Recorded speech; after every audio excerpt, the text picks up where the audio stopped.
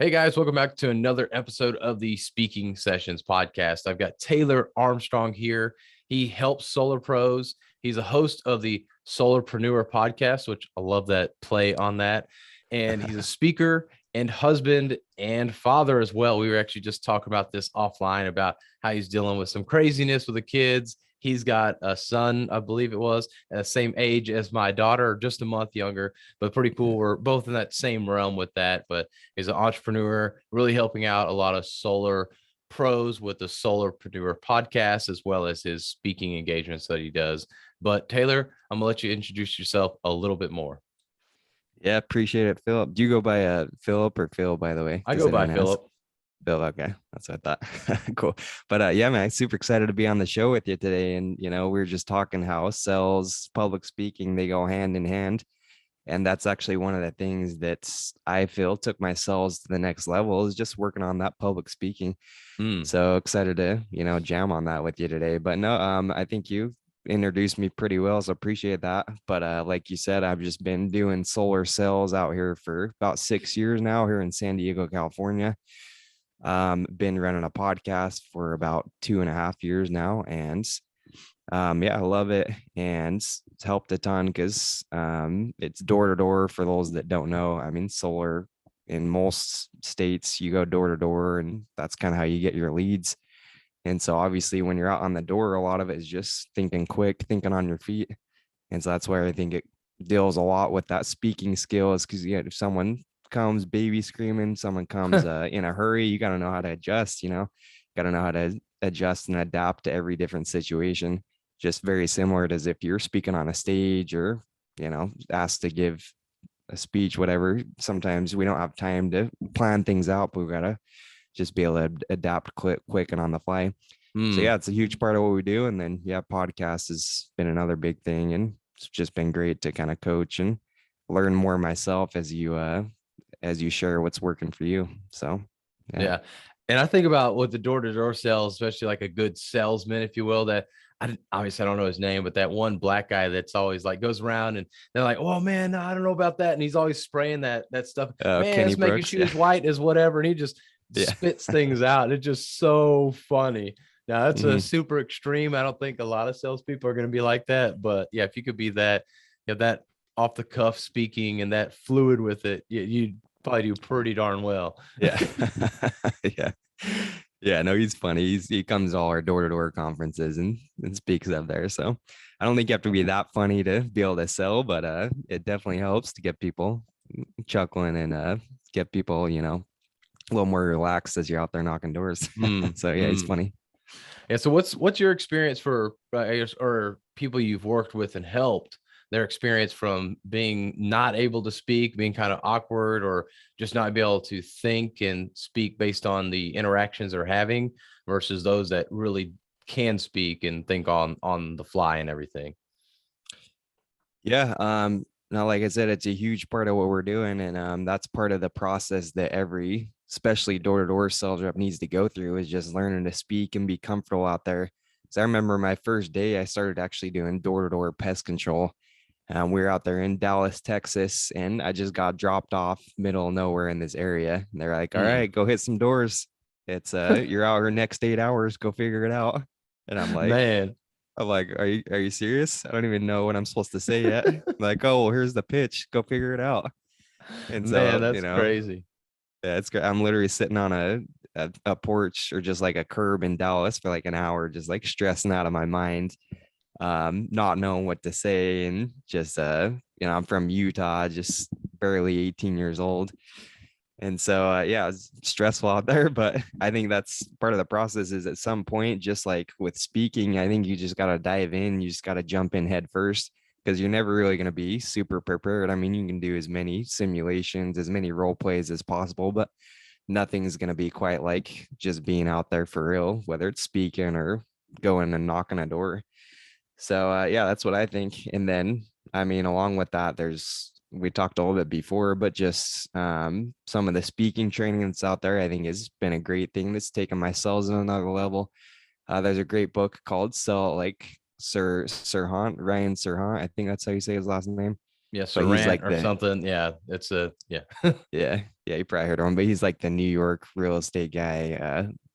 Has the TV show and all that, YouTube.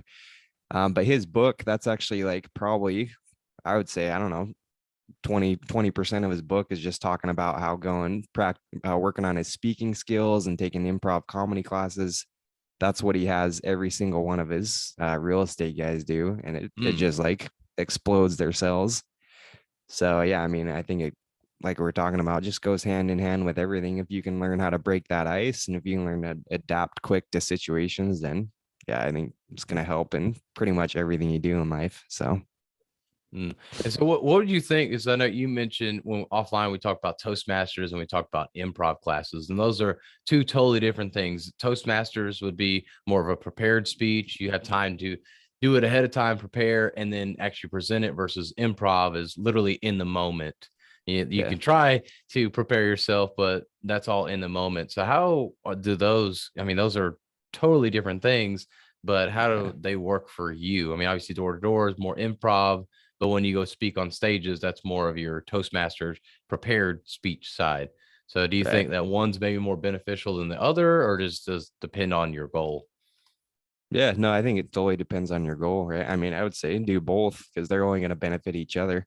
I Mm-hmm. mean, it's just like, uh, I don't know if you're learning to fight or something. If you take jujitsu and boxing, like they're both going to benefit you, in different ways. So yeah, I would say take both. But yeah, I mean, to your point, I think definitely the Toastmasters is more prepared. So yeah, if you're focusing more on prepared speeches, maybe doing the toast at the wedding or whatever, a prepared presentation, then that's probably going to be more similar to what you're doing, right? Mm. But for sales, I think sales, like we are talking about, is just more on the spot. You're thinking of ways to transition and all that. So that's why I think improv is huge because you're just thinking a lot more in real time. You don't have time to plan. You just got to come up with something.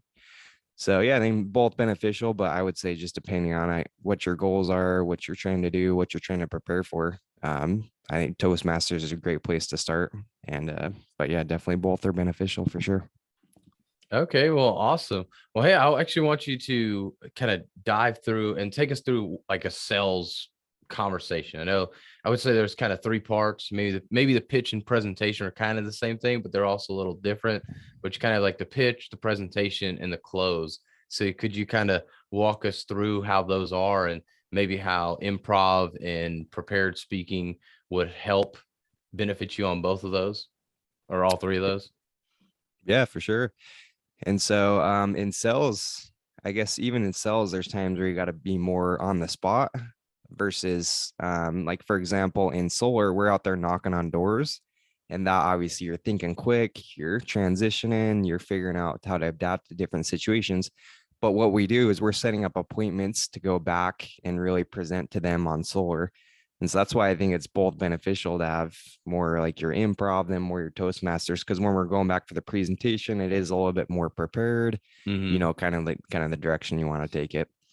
But yeah, I mean, we can kind of go through it. Like, for example, when we're out knocking on doors, I mean, I guess just the other day, I'm out there, I'm knocking some doors here in San Diego, and this guy is like, "Hey, Taylor, you know what?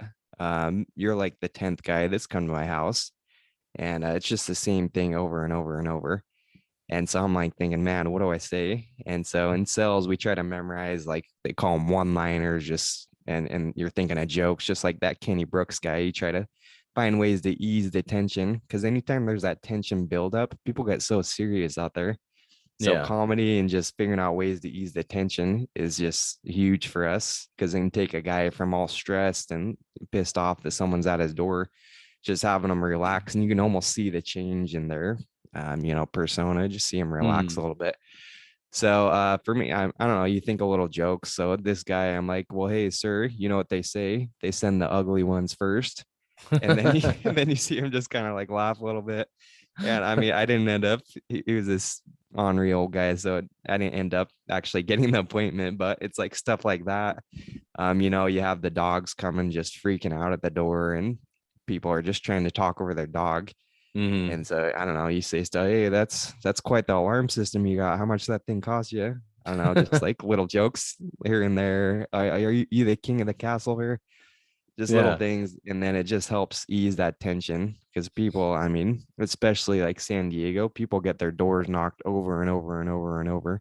And so Hmm. if you can't find ways to ease that tension and differentiate yourself, it's really going to be tough to, get anywhere with it. So yeah, I would say that's kind of what you're doing as just the initial kind of icebreakers.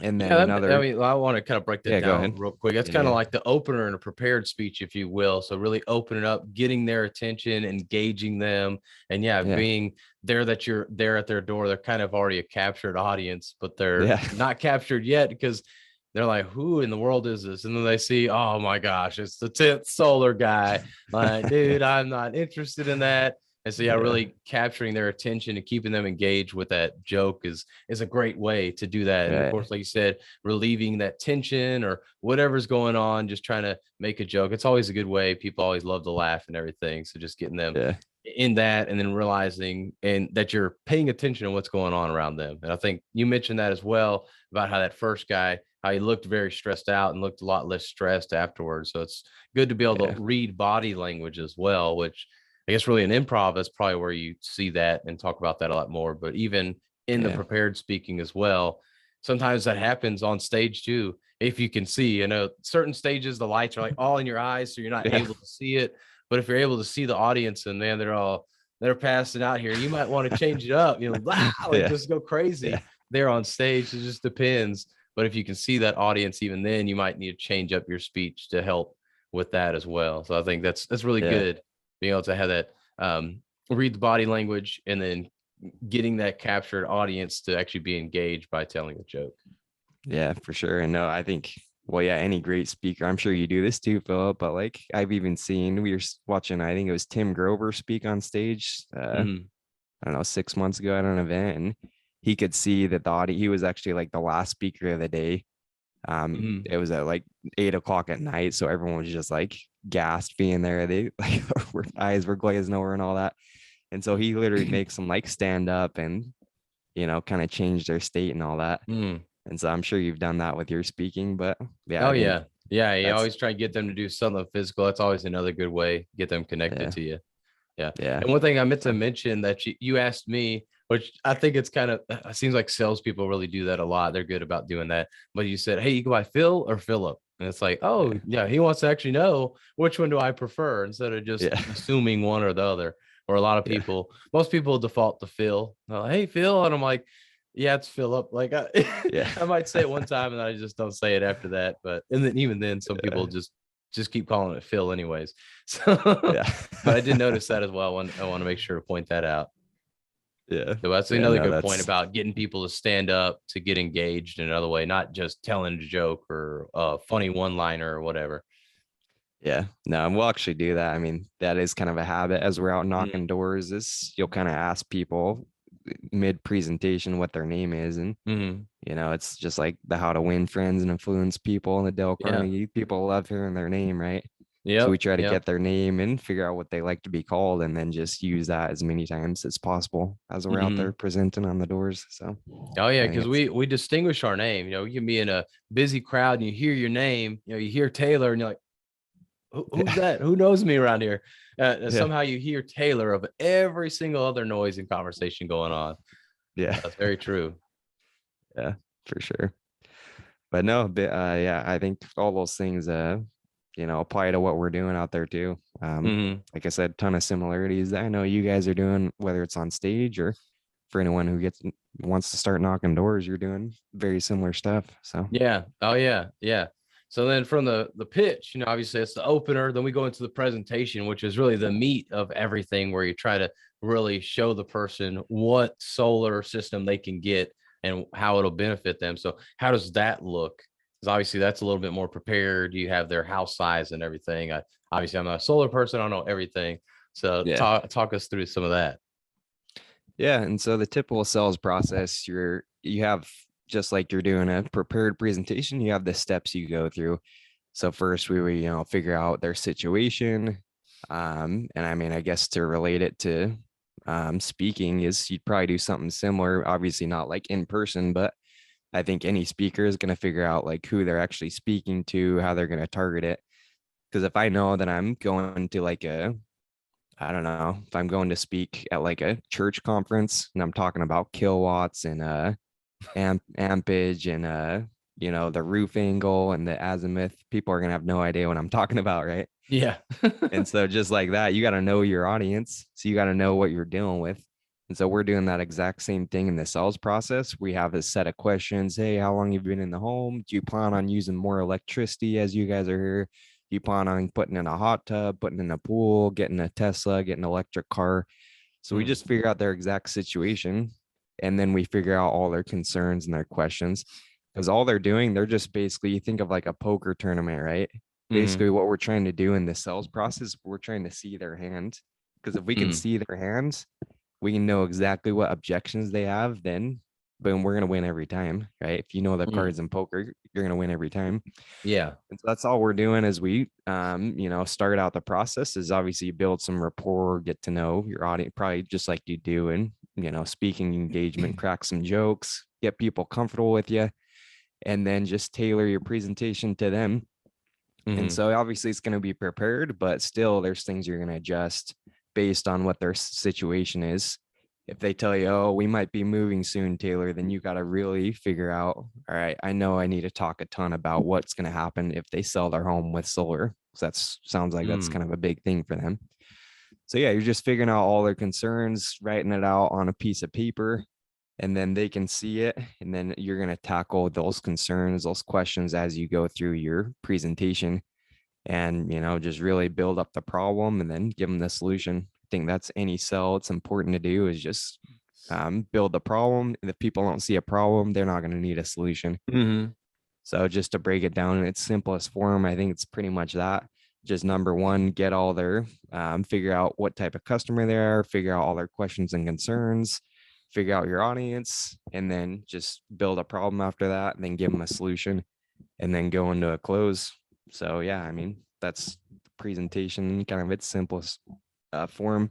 And then the close, yeah, we can kind of get into that, but Yeah, that's well, where it before we go to does. that, I mean, I appreciate you Yeah. you dialing in all that, but I think it's really good at the presentation about how you figure out what the problem is, so then you can provide the solution. And that makes me think with speaking, I hadn't really necessarily thought of it that way, but obviously when you go speak, especially to let's say a business conference, you're gonna speak about something and provide solutions for people. But Yeah. how do you structure that speech? It's based on the problems that they probably have, especially that audience. You need to know who that audience is so you can speak to them and help them understand that, hey, you probably have these problems, and these are the solutions you can do for that. So it could be like marketing. You're going to talk to them, hey, door knocking may, obviously for solar, that's what you do for solar door knocking a lot. But if you have the chance to be able to do it based on leads where people send leads to you and it's the digital, digitalization, if you will, then that's probably Yeah. the better, more effective way. Like I know real estate's kind of went a lot more to the digital rather than doing the door knocking or cold calling. They start getting leads to come in and stuff like that and going digital. So that could be something you do where you're talking to them like, hey, I know door knocking sucks. You might Yeah. have been like me where I sat on a porch for an hour contemplating my life, wondering why I'm here, having no clue what I'm doing. And now I went through all that and I figured out how to turn this into a digital product. Let's just say that, and how you Yeah. can just get leads coming into your door. Which one sounds better? Sitting there on somebody's front porch for an hour contemplating life, or just having leads coming into your door every day? Okay, yeah, Yeah. I want the leads coming in every day. And then you can Yeah. kind of go down that. But something like that. So you create the problem and then tell them the solution. And then, of course, at the end, it's like, hey, but if you want me to do it for you, then this is how it works. You just contact me and we can go through that, which neither one of us are doing that right now, just to just clarify, or at least Yeah. I'm not doing that. So, but I think it's a good thing, especially in a prepared speech. You can kind of come up with what those problems are and then create those solutions for those. But then, of Yeah. course, the close is in mind, right? That's the goal. You want to close the sale, but ultimately you want to help the person as well. So we have to make sure we have the goal in mind when we go into that presentation, before we go into the presentation, before we go into that speech, really having what that end goal is in mind as well. Because a lot of times, and you probably can say this for a lot of your new solar guys, all they're thinking about is the close. They're not thinking about the solutions. They're not thinking about what's the goal for the customer, because yeah, you can get to the close all day long and ask for the sale. But yeah, if you don't create that solution, that problem first, and then give them the solution that is going to benefit them, it's just a standard solution that anybody might be able to use, but it's not specifically for them, then it's not going to work out. So figure out what that goal is for them. Yeah. Would you agree And with I that? think, oh, for sure. And then, I mean, even for, I know people who you listen to your podcast are, working on speaking and all that. Mm, But I would say just even if someone isn't trying to sell from stage or try to sell at all, I think it's the same thing. If you're trying to get someone to take action on anything, really it's basically a sell, right? I mean, if you're mm, speaking on how to sleep better, let's say, or I don't know, I'm sure there's all types of topics that your listeners are speaking on, but I mean, if you can get people to realize there's a problem with their current situation and then it's going to mm. be improved by whatever you're talking about, really that's a sell, right? And I think most speakers, they're probably trying to get people to, take action on something that was spoken about, right? Yeah. And so I think that's a, I don't know, important skill for probably everyone that's listening to develop, whether you're in sales or not. It's just like if you need to figure out how to get people to think there's a problem, so they want to change it. Because if people don't see a problem, they're not motivated to change, right? Yeah. And so I yeah, mean, I think hey, it's some of us parents, we not with our 5 or 6 month old, but with our older kids, we're having to sell them on why we shouldn't go to McDonald's, yeah, go eat somewhere exactly. else, and then they're Yeah, just selling us on McDonald's, right? yeah, I know. The same thing we're selling, no matter if we're in sales, whether we're an entrepreneur, whether we're speaking or not, we're all having to sell somehow. Yeah, for sure. I know. Go read Sell or Be Sold, great book by Grant Cardone. Yep, Go yep, read he's that. exactly Talks right about about everything is a that. sell. So Yeah. for sure. Yeah, so take us into this close now. So we've done the presentation, we've created the problem and given them the solution to that problem. But so how do we close now? How does that look? Yeah, and so the close, really, it's just building it all up, then really getting them to take action, right? So that's where the money's made. That's where the action is taken. And so in solar, one of the closes we do is just really you're building up just kind of trial closes, getting agreements. So for those that don't know, trial close is basically just where you're getting them to agree with things along the way. Hmm. So if you can get them to agree that their utility rates are going up, if you can get them to agree that their current situation with the electric company isn't very good, then you can probably get them to take action. And that's a technique we use all the time, is just getting them to make little agreements, just kind of checking we call it like temperature check, right? Seeing where they're Hmm. at. And then, because the last thing we want to do is get to the close and ask for them to take action, and then it goes like completely different than we wanted. Like really, we should know along this process really how it's going to go. I mean, obviously you don't know 100%, but you should be able to get an idea of whether they're going to do it or not. So I think one of the biggest things for us in solar is really just setting up the process to where we give them the expectation that they're going to take action today. And so really it starts from the beginning of the sell. As we're going through the fact finding, you tell them, hey, Mr. Customer, this is what we're going to do today. We're going to go through your bill. We're going to go through your current situation. Then I'm going to show you what the panels look like. I'm going to show you how much you would save monthly. And then if all that makes sense, what we would do today is actually submit an application to your utility and then see if your home qualifies. And then it Hmm. would be a couple forms. There would be a few things to, initial, get your approval on. Does that sound fair to you? And then you get them to say yes. And boom, Yeah, if that they say sounds yes to fair. that, yeah, does that sound fair? And that's one of our favorite questions. Does that sound fair? Yeah. But if they agree to that, then you pretty much know that if you go through all the steps, if you give a great presentation, then it's very likely that they're going to take the next steps with you. So yeah, it's just that. And then, yeah, like I said, checking their temperature along the way. And then at the end, again, we're just saying, hey, so assuming that we can get your home approved, Philip, can you see any reason that this wouldn't be a good idea? And then again, they're going to be like, yes or no. If they can see a reason that it's not smart, then obviously more concerns are going to come out. You're going to tackle Mm. those. And then you're just going to ease into it. Be like, great. So what we'll do today, and then again, lay out the process. So we're going to submit the forms. They're going to come out and check your home, and they're going to, see if it's a good candidate for what for what we're doing today. And so, what was the correct spelling of your last name? And so much of what we do is just being assumptive, right? That's one of the biggest mistakes I see in like people that just start is they're asking for permission always. They're saying, "Hey, do you want to do this?" Um, they're asking, right? But if you can be assumptive, I think that's a huge key in what we're doing. Just saying, okay, here's what's going to do. Here's what we're going to do. Here's how it works. And what was the spelling? You're not asking for a yes or no. You're saying, hey, what's the spelling of your last name? Right. Yeah. That's another huge key with it. So yeah, I mean, just having those assumptive habits and then just going into it. You got a couple closing lines, and then the next important thing from there, I would just say, is knowing a variety of closes.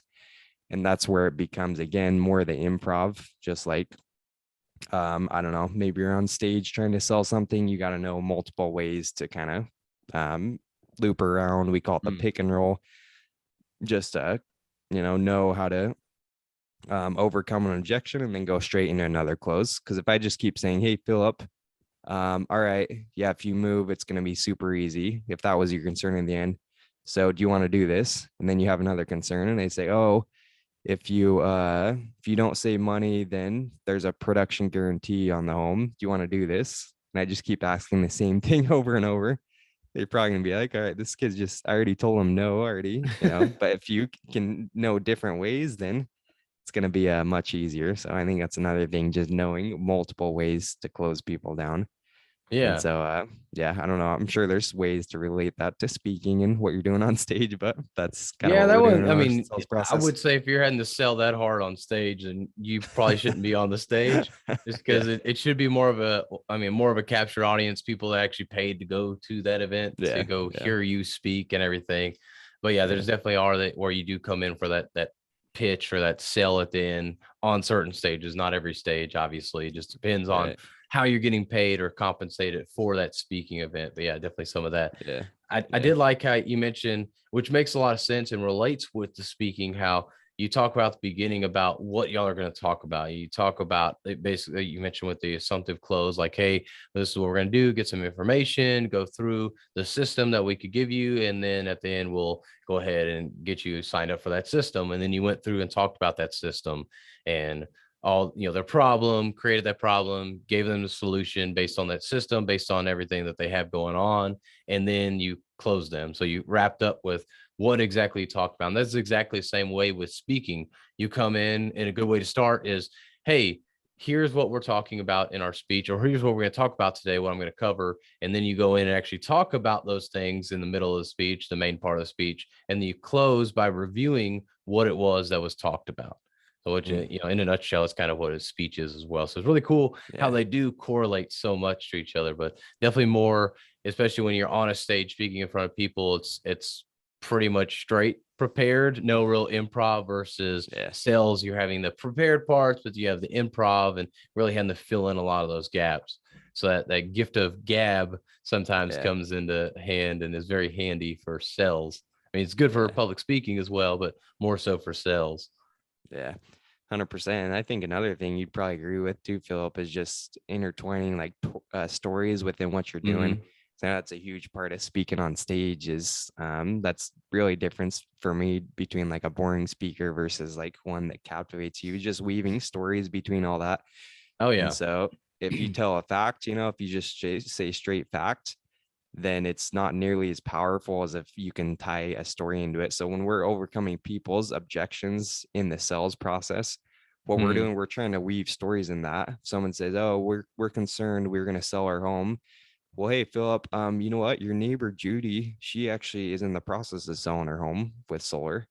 Mm-hmm. And what she found is we actually help her sell her more home for more. She got way more out of it selling with solar, and it was way easier than she thought. So just kind of turning it into a story rather than Yeah. just me saying, "Oh, well, no, I promise it's going to be easier. Here's why."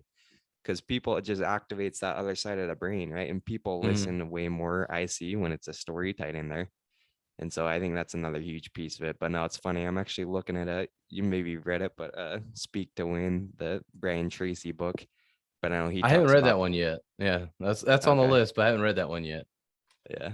But I remember that's actually one thing that he says too, is just telling them, Mm-hmm. back to your other point, but just telling them what you're going to say and then telling them that fact and then telling them what you just said.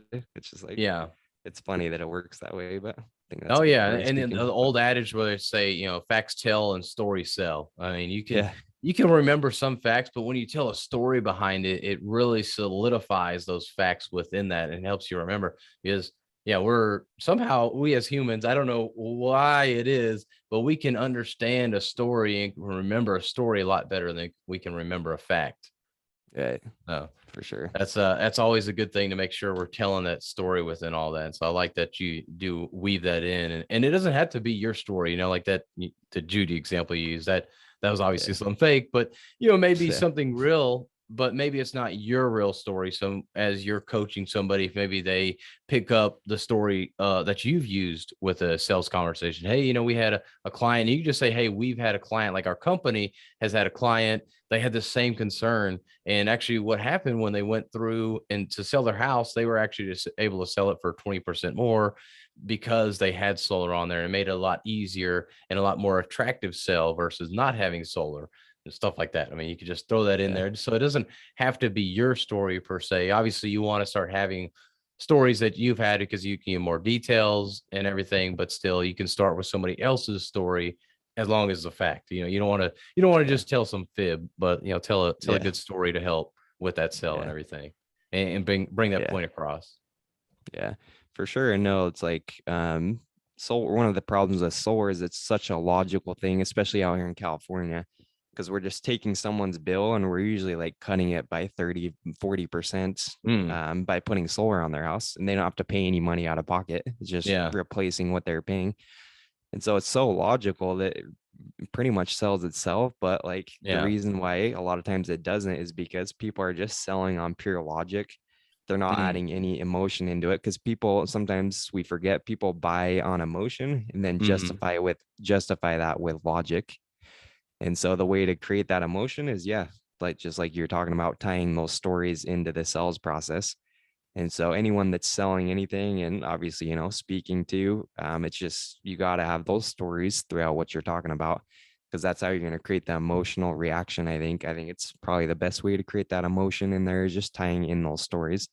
So that's a big part of what we do too, is just having a list. We call it, like, I know a lot of speakers do this too, Philip, but just having like a stories, like journal almost, where you're just mm. putting like stories you could use, whether it's in a presentation, whether it's in a talk, whether it's in a sales process.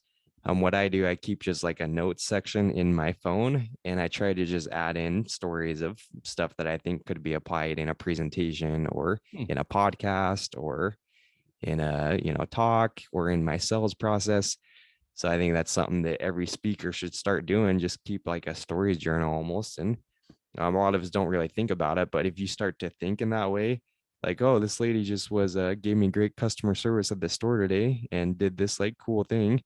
Maybe throw that in a story journal. Boom, you have something you can use in your next presentation or next podcast or next Facebook Live, whatever you're doing. Oh, So I I think like that's a that great, idea. That's great. That's great. yeah, yeah. I think that's a great little nugget there for all the speakers. Is just Yeah. keep some type of story journal, whether it's actual journal or just even just notes app in your phone. Gives you Oh, and that ammo to works use. perfect for social media too, right? It doesn't have to be on the stage. Just quick story, talk about that has an application to it. Boom, done. Yeah, yeah, And for lot sure. better than trying to just tell a fact or tell about how great you are or your product is or whatever. So Yeah. love it. Well, Taylor, man, I really appreciate you stepping us through the sales process and how that applies to public speaking and why public speaking helps you get better at sales. If people want to reach out to you, get to know you a little bit better and know more about what's going on in your world, where can they reach out to you at? Yeah, appreciate it, Philip. So yeah, you can find me social media, just Taylor Armstrong on Facebook. On Instagram, we have I'm just Taylor J Armstrong, and then we also have a page for our podcast, which is Solarpreneur Podcast. And then yeah, the podcast people can find anywhere you can listen to podcasts, Apple, Spotify, all that good stuff. And then yeah, for the name, in case people are getting confused, it's solar as in solar panel, and then preneurs at the end. And Hmm. I don't know, some people probably are hearing like solopreneurs, but that's actually Yeah, how we created the name, is just put nice. solar in front of preneurs. Yeah, I love So that, man. That's a good play on it for sure. yeah. Appreciate it. But yeah, Well, happy to, talk with any of your listeners, and thanks again for the opportunity of being on the show today, Phil. of course, and I'm glad to have you.